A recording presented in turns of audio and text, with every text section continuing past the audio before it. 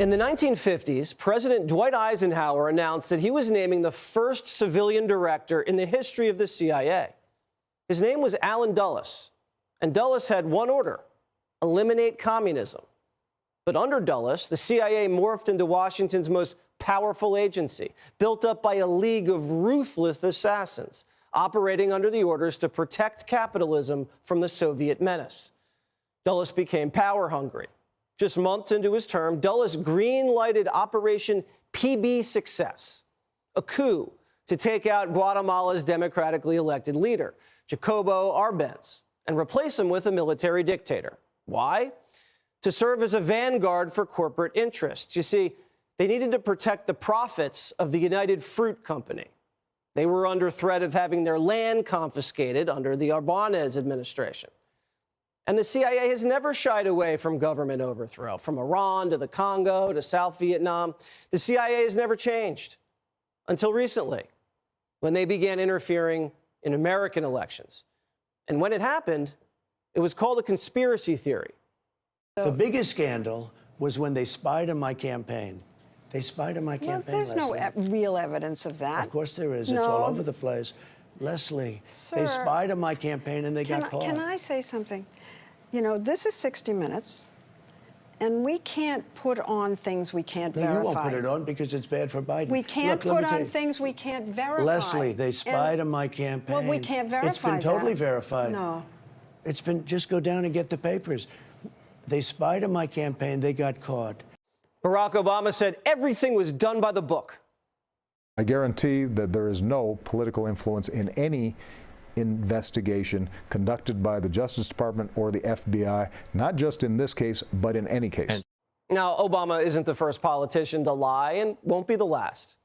Last night, we brought you a bombshell report from journalists Michael Shellenberger and Matt Taibbi that allege Obama's CIA not only was involved in the Russia hoax, they started it. The story, as you mentioned, was that, we were just informed by foreign intelligence about this. Our sources tell us a very different story, which is that this was initiated by the U.S. government. It came from within the U.S. government's intelligence community, including the CIA. According to this report, Obama's CIA director, John Brennan, asked our English-speaking allies to target the Trump campaign, handing these foreign intelligence agencies a target list of 26 Trump associates. These 26 Trump associates were to be bumped, meaning they would be approached by assets, bumped into, and these interactions and relationships would be reported to the FBI as suspicious. These were people the CIA considered easy marks, like George Papadopoulos, 20-year-old.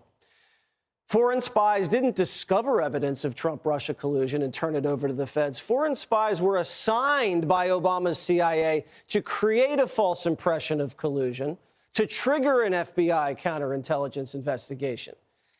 Obama's CIA worked with Hillary's foreign agents in London to hatch the hoax, which led to the FBI investigation, the illegal wiretapping, the Mike Flynn sting, and then when Trump caught wind of it, the Comey firing.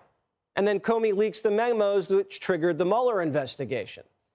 Now, the Mueller investigation was designed to cover up for Obama and Hillary and tee up impeachment. It failed on impeachment, but the cover-up worked. Until now. New reporting by Matt Taibbi and Michael Shellenberger revealed that House investigators had discovered the root causes, but their investigation and all of their documents were confined to secure rooms in Langley. And when Trump was leaving office in those hectic final days, he attempted to declassify this material, which started a battle between former CIA Director Gina Haspel, the Department of Justice, and the National Archives. The report says someone may have taken this binder of material exposing the entire intelligence community out of Langley. And it may have been what the FBI was looking for when they raided Mar-a-Lago. Others say that's not true. But the point remains that the Obama-Biden White House, their CIA and FBI director, launched an illegal preemptive war against democracy, got caught, and have been covering it up for 8 years. Shellenberger and Taibbi also say redacted FOIA documents suggest that Biden has been conspiring against Donald Trump with the intelligence community to prosecute the former president in federal court, which would be an impeachable offense. Matt Taibbi is the Racket News editor-in-chief and Griftopia author.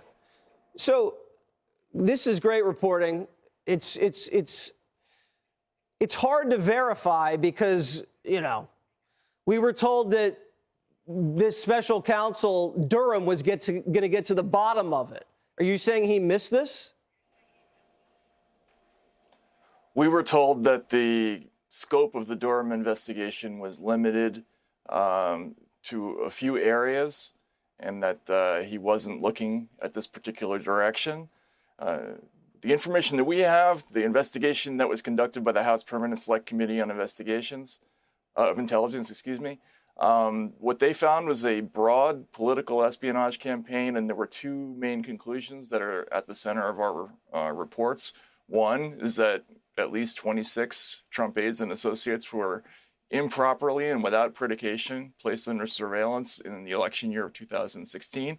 And the other one is that these same folks cooked the intelligence for the January 6, 2017 intelligence community assessment, saying that Russia conducted an influence campaign to help Donald Trump. It's a WMD-style story. They suppressed dissenting opinions and created a false narrative. So there's a lot of debate over this binder. Is there a binder? What's in the binder? Is it redacted? Who has it? Where is it? Is that why they conducted the raid? What's going on with these materials? Well, it's a difficult story because we heard multiple versions of what the binder is, how many binders there are. We heard there are as many as 3.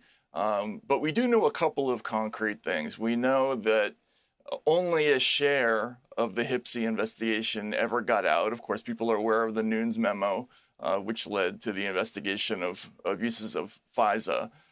We know that there was a report done into the origins of that intelligence community assessment, which supposedly never left a vault on the grounds of Langley. That's like a 17 to 20 page report that was confirmed by multiple sources.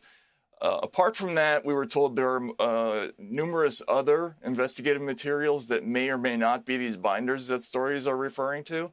But we know that there's a lot of stuff that didn't get out, that there were thousands of hours of investigation and their conclusions have not yet been declassified. Well, this would just be another reason why they want to do everything they can to prevent Donald Trump from returning to the White House, because he'll blow the lid off of that. He tried to, wasn't able to at the very end, but caught him most of the time. I am interested in your reporting that there is, I guess, heavily redacted FOIA documents that suggest that Joe Biden has been collaborating with the intelligence community to prosecute these federal cases against Donald Trump. And we'll see how that shakes out. Matt, great reporting to you and Schellenberger. I suggest everybody go to your website, your Substack, and read it for yourself. Thanks again.